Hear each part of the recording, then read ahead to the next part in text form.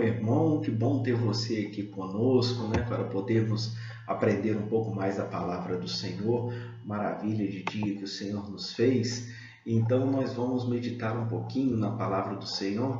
Se você tiver lá a Bíblia aí em sua mão, abre para a gente em 1 Coríntios, no capítulo 14, no verso 7 ao verso 9. Anote, ou então anote aí para você poder rapidinho depois poder consultar essa palavra do Senhor. 1 Coríntios 14, versos 7 ao 9, diz assim: da mesma sorte, se as coisas inanimadas fazem som, seja a flauta, seja a cítara, não formarem sons distintos, como se conhecerá o que se toca com a flauta ou com a cítara? Porque se a trombeta der sonido incerto, quem se preparará para a batalha? Assim também, vós, se com a língua não pronunciardes palavras bem inteligíveis, como se entenderá o que se diz? Porque estareis como que falando ao ar. Tirando o contexto aqui desse texto, na verdade Paulo fala de uma verdade aqui e uma necessidade de comunicação. Eu estava falando para a igreja, mas uma palavra que nós podemos trazer muito bem para as nossas famílias e como isso se aplica na verdade. Quando a gente vai até algum lugar, quando a gente se desloca da nossa casa para uma loja, para uma cidade, para uma casa, vai visitar alguém, a gente normalmente precisa saber como chegar até aquele lugar. Se as instruções não forem claras, se ficarmos muito confusos, é bem provável que o projeto não seja concluído e a gente não consiga chegar até o lugar que a gente deseja. Então, vamos começar a falar pela comunicação dos pais com os filhos. Como um filho saberá que direção tomar se esta não for dada com uma linguagem que ele saiba identificar? Eu vejo muitos pais falarem que conversam muito com seus filhos, mas será que eles estão entendendo o que está sendo dito? Porque não é apenas falar, é ter certeza de que se dará a compreensão devida, né? Que ele está sendo ouvido, que ele está sendo compreendido, que ele está sendo aceito sobre todas as coisas. Vamos definir então cada uma dessas coisas? Primeiro delas é ouvir. De onde se deriva a palavra obediência? A palavra obediência significa dar ouvidos a. Ouvir, então, é uma atitude, um comportamento. É apenas deixar que o som entre pelos seus ouvidos. Eu posso ouvir e não entender nada. Ouvi uma conversa, mas não entendi direito o que estava sendo dito. Ela fala muito, eu fico ali só ouvindo ela falar. São exemplos de frases que ditas por alguém que apenas ficou por ali para ser educado, para ter um comportamento de ouvir, para não ser arrogante ou despretensioso, mas é meramente cortês, de dar ouvidos, de ouvir, de estar ali permitindo que o som entre pelos ouvidos. Isso não implica em mudança de comportamento, isso não implica em aceitação. Você pode me ouvir e não querer entender nada do que está dizendo, do que eu estou dizendo, ou nem conseguir entender o que eu estou dizendo, e isso não vai mudar a sua vida. Então, para que a comunicação seja bem feita, não preciso apenas ouvir. Eu preciso compreender. Aí nós não estamos falando de comportamento. Nós estamos falando de algo cognitivo, algo que envolve o pensamento, se estabelece conexões entre o que é informado e os conceitos que a pessoa já possui. O indivíduo que compreende uma informação, ele ressignifica conceitos antigos, ele analisa sua forma de pensar mediante ao novo, percebendo qual o objetivo daquela comunicação, qual o objetivo de quem disse aquelas coisas, de quem passou aquela informação, bem como o que poderá acontecer caso ele opte por deixar o comportamento que estava tendo e aceitar o que foi passado. E aí entra a terceira questão, a aceitação. Como a compreensão por si só não muda hábitos, porque eu posso compreender e entender muito bem o que está sendo dito e isso também não mudar muito a minha vida, posso entender o que Jesus quer para mim, mas também não me adequar ao que Ele quer, à sua vontade. Eu preciso que, além de compreender, além de ouvir, além de compreender, eu preciso aceitar. Aqui está um grande desafio. É necessário que a informação chegue, seja compreendida e que seu receptor seja dotado do desejo de aplicar aquela teoria em sua vida. Nesse ponto é que muitas famílias erram.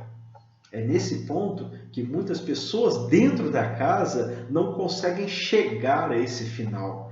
Existe uma distância entre o que é desejo e necessidade, comparado com quando alguém precisa de uma coisa, mas não deseja. Ou quando alguém deseja muito uma coisa que não precisa. Das duas formas, é o desejo que vai movimentar o indivíduo, é o desejo que vai fazer com que ele mude, ele precisa querer. Então, se existe essa distância, eu começo a pensar, é fácil eu entender o que o meu filho deseja, o que a minha esposa deseja, meu esposo, meus pais, meus avós, o que eles querem? Onde está o coração deles? E, sobretudo, eu sou capaz de reorientar o desejo dos meus filhos, o desejo dos meus pais, do meu cônjuge? Eu sou capaz de mudar o desejo de alguém? Se tratando primeiramente dos filhos, a infância e a adolescência, elas são permeadas de desejos de identificação. A busca por modelos se estende durante toda a juventude e na construção de uma identidade. Jovens buscam por grupos que tenham os seus mesmos gostos, que queiram fazer as mesmas coisas, ouvir as mesmas músicas, vestir roupas parecidas, frequentar os mesmos lugares, pedir o mesmo lanche. Tanta coisa que se identifica, cada um cria dentro de si um alvo, um modelo, um herói, um ídolo que se pretende copiar. Basta você se lembrar de quem você gostava de parecer quando você era criança. Quem era o seu ideal de honestidade, de companheirismo, de bondade, de amor, de dedicação enquanto você crescia? A geração anterior, ela cresceu no meio rural e costumava sempre viver em companhia integral dos pais. Durante toda a fase de crescimento, desde criança, ficava com os pais o dia inteiro. Pais e filhos trabalhavam na lavoura, na pecuária, e depois de um dia muito cansativo de trabalho, eles ficavam no terreiro da casa para prosear. Durante esses momentos, os pais diziam frases do tipo: você tem que ser uma pessoa honesta, e demonstravam as suas atitudes de honestidade também. Os filhos viviam cotidianamente vendo exemplos de como seus pais agiam no cotidiano. Eles viam seus pais negociando a produção da fazenda, ouviam os testemunhos das pessoas acerca dos seus pais, dos seus ancestrais. Seu avô era uma pessoa muito boa, seu pai era uma pessoa excelente, seu tio, sua tia, você é neto do fulano, sobrinho do Beltrano, então pessoas excelentes. E todas as vezes aqueles pensamentos entravam na cabeça daqueles jovens, daqueles adolescentes que iam crescendo. O pensamento refletia o desejo. Quando eu crescer, eu quero ser igual ao meu pai, eu quero ser igual ao meu avô, eu quero ser igual ao meu tio, minha mãe. Contudo, a modernidade chegou cada vez mais a afastar os pais, a fazê-los ficar menos presentes na vida dos filhos. Os momentos de prosa se tornaram cada vez mais raros e foram substituídos lentamente por aparelhos eletrônicos, pela televisão, pela internet, mais recentemente pelo celular. De forma que quando os pais se sentam para conversar com seus filhos, estes não estão mais interessados em ouvir aqueles que lhe dão companhia. Eles estão interessados naqueles que estão na sua presença, aqueles que estão fazendo presença na vida deles de uma forma um pouco mais constante do que os pais ficam. A comunicação dentro da família é como cuidar de plantas. Elas precisam ser regadas todos os dias. Se você se esquecer de regar uma planta por 10 dias, não há como você repor a água que você deixou de colocar numa única vez. Se você der uma hora de qualidade de conversa, de comunicação aos seus filhos, à sua esposa, seu esposo, seus pais, e de repente você para de oferecer isso, não adianta você querer chegar no final de semana e oferecer tudo de uma vez só, porque eles não vão suportar a sua presença num único dia. E que você queira viver tantas horas assim. Eles vão ter outros planos, outros projetos. Não há compensação quando nós falamos de comunicação. Então, eu preciso cuidar para que a comunicação seja saudável. Isso implica em dedicação. Como seu filho desejará parecer-se com você se você não lhe representa nada, se vocês não têm nada em comum, se vocês não conseguem se identificar? Como que ele vai desenvolver esse senso? Então, qual é a direção que eu preciso dar? Parece óbvio, mas nós devemos lembrar que nós criamos filhos ao mundo, não para o mundo. Nós criamos filhos para Deus, mas eles vão estar neste mundo. A sua criação deve motivá-los a se depender cada vez menos do lar. Eles devem ser autônomos. Quaisquer pais que não deem a autonomia aos seus filhos irão com certeza frustrá-los. Tal preparação ela deve ser iniciada logo nos primeiros anos de vida, ensinando responsabilidades, como guardar os brinquedos, arrumar o próprio quarto, fazer a higiene sozinho, arrumar o seu próprio prato, ajudar nas tarefas domésticas, e de tal forma que quando os filhos, independente do sexo, chegarem aos 18 anos de idade, eles precisam saber como cuidar de uma casa. Eles precisam saber como lavar, passar, cozinhar, fazer compras. Eles precisam saber ter autonomia para então exigir a independência. Durante todo esse processo, os filhos devem acompanhar os pais no mercado para fazer as compras, ser ensinados a escolher uma carne no açougue, saber o que é uma verdura na feira. Esse processo ele deve ser entendido como parte da autonomia que tanto desejam. Afinal de contas, como poderão os filhos terem autonomia se não souberem o básico de cuidados para si?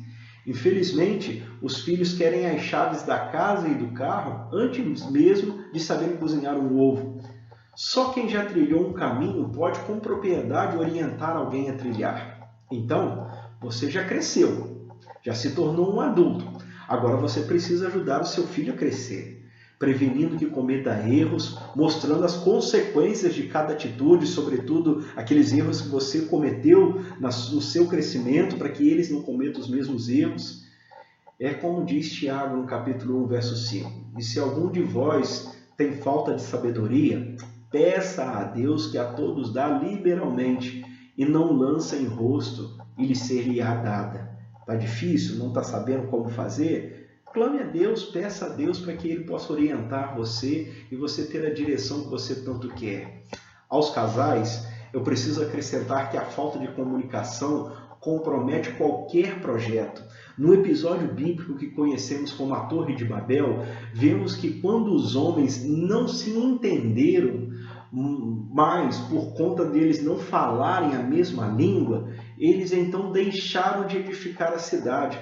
Acompanhe o texto, ele está lá em Gênesis capítulo 11. Ele diz assim: E o Senhor disse, eis que o povo é um, e todos têm a mesma língua, e isto é o que começam a fazer. E agora não haverá restrição para tudo que eles intentarem fazer. Eia, desçamos e confundamos ali a sua língua, para que não entendam uma língua do outro. Assim o Senhor os espalhou dali sobre a face da terra e cessaram de edificar a cidade. Gênesis 11, versos 6 a 8. É preciso haver sintonia na comunicação. Preciso que todos falem a mesma língua, trabalhem os mesmos objetivos. Caso contrário, o projeto de Deus, que é a família, será um projeto abandonado, deixado de lado pelos aqueles que deveriam trabalhar para o sucesso dele. A sua família pode ser bem-sucedida, mas não será sem comunicação entre cada uma das pessoas. Aproveite esse tempo de isolamento social e procure conhecer mais as pessoas dentro da sua casa, seus sonhos, seus ideais, suas comidas preferidas, suas cores favoritas, os amigos mais importantes de agora, de outro tempo. Eu não posso afirmar que conheço bem o meu pai se eu não sei a cor preferida dele, se eu não sei a comida que ele mais gosta. Vamos começar por aí, mas não parar por aí. Vamos avançar sobre as compreensões de quem é Jesus para cada uma das pessoas que está na sua casa. Se todos estiverem alinhados biblicamente, você então poderá dizer como Josué no capítulo 24, verso 15, eu e minha casa serviremos ao Senhor. Que Deus te abençoe e ilumine a sua casa e a sua vida de agora e para todo sempre. Amém.